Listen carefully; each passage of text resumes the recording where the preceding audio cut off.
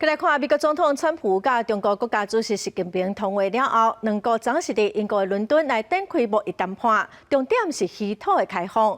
美国的商务部长嘛表示讲，头一日的会谈是真有成果。中国国务院的副总理何立峰嘛甲英国的财政大臣举行双边会议。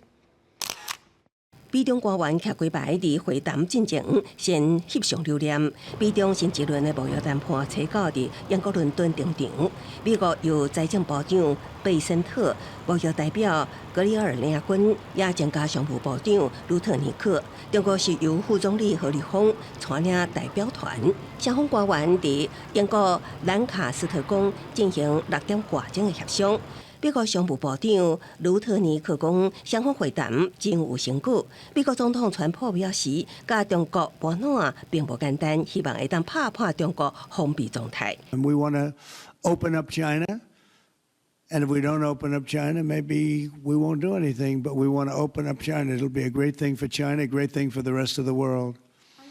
Lift export controls when it comes to China? Did you give your negotiators any sort of limitations? We're going to see. Look.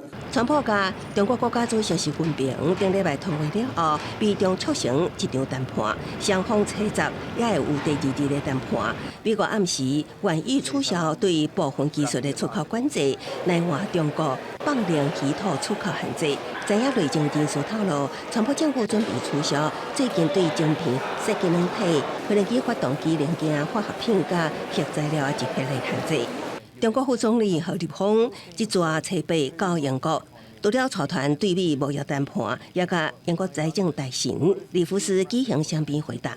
里夫斯今年初访问中国，捌甲何立峰会面，想要改善英中关系。迄当时双方达成超过8亿美金的商业协议，也毋过真侪英国议员对中国有缘有疑虑。公司新闻地为您编译。